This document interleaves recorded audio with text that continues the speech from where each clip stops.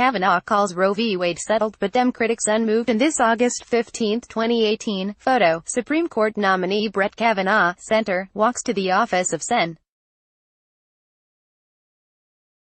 Heidi Heitkamp, DND, for a meeting with her on Capitol Hill in Washington. Kavanaugh is set to meet with Republican Senator Susan Collins of Maine, a centrist who's seen as a potential swing vote on his confirmation. Collins supports abortion rights, but has spoken highly of President Donald Trump's nominee. Kavanaugh is also meeting separately with Democratic leader Chuck Schumer of New York. AP photo, Cliff Owen, Washington, AP. Supreme Court nominee Brett Kavanaugh on Tuesday said he views Roe v. Wade as settled law, according to Senator Susan Collins of Maine, but the answer did little to mollify Democrats who say he would restrict abortion access from the bench. In a 2-hour meeting, Kavanaugh told Collins that he agrees with Chief Justice John Roberts, who called Roe v. Wade settled law during his confirmation hearings in 2005. "We talked at great length about precedent and the application of stare decisis to abortion cases," Collins said, using the legal term for settled precedent. Kavanaugh's views on abortion are of major importance to Collins, as the Maine Republican had vowed to oppose President Donald Trump's nominee if he had demonstrated hostility to the 1973 decision codifying abortion rights. Collins called the meeting very informative and said they discussed a variety of topics. She said she would not make a decision on how to vote until after the Senate Judiciary Committee holds confirmation hearings for Kavanaugh, set for next month. Democrats fighting Kavanaugh's ascension to the High Court sought to keep up the pressure, dismissing Kavanaugh's stance on Roe v. Wade as an artful dodge. Senate Minority Leader Chuck Schumer, DNY, met with Kavanaugh later Tuesday. He said the judge refused to answer when asked directly whether Roe v. Wade was correctly decided.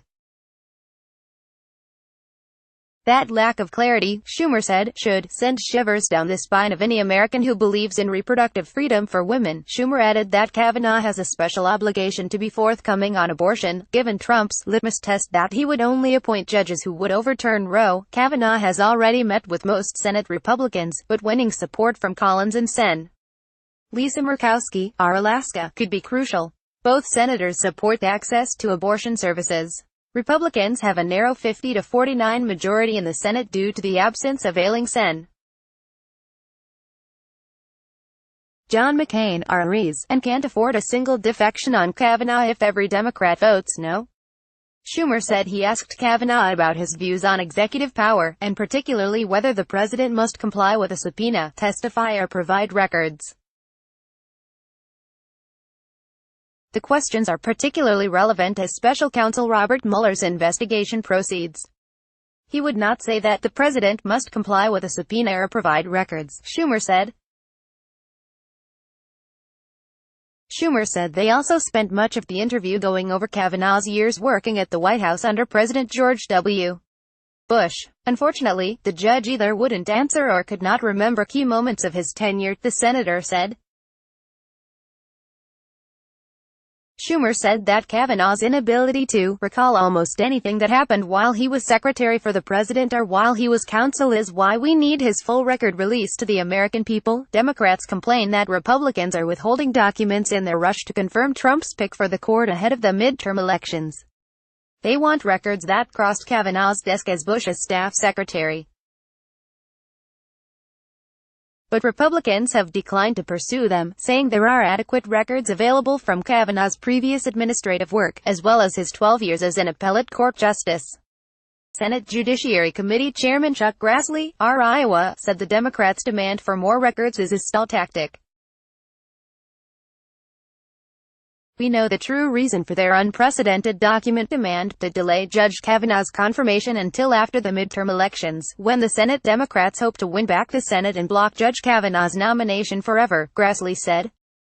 The National Archives is also producing documents from Kavanaugh's time on Kenneth Starr's investigation of President Bill Clinton, but has said its larger cache of files from the Bush years won't fully be delivered until late October. The Senate's number 2 Republican, John Cornyn of Texas, said senators will have all the paperwork they need to make a decision on Kavanaugh's nomination. "I'm confident he will be confirmed," Cornyn said. While Schumer was working to build opposition, several Democrats from states that Trump won in the 2016 election remained undecided about how to vote, including Sens. Joe Manchin of West Virginia, Joe Donnelly of Indiana, Heidi Heitkamp of North Dakota and Claire McCaskill of Missouri. Manchin, Donnelly and Heitkamp voted for Trump's first Supreme Court nominee, Neil Gorsuch. McCaskill had her chance to question Kavanaugh on Tuesday and was non-committal. She said she talked to the judge about access to health care and getting dark money from anonymous donors out of politics, among other things. Kavanaugh, 53, is a conservative who, in replacing retired Justice Anthony Kennedy, could tip the court rightward for a generation. Several Democratic female senators joined with advocates for women's health care Tuesday to talk about the stakes of adding Kavanaugh to the court, particularly when it comes to access to abortion services. "This is a wake-up call," said Senator Kirsten Gillibrand, DNY. "Do not take this moment lightly," Republican Sen.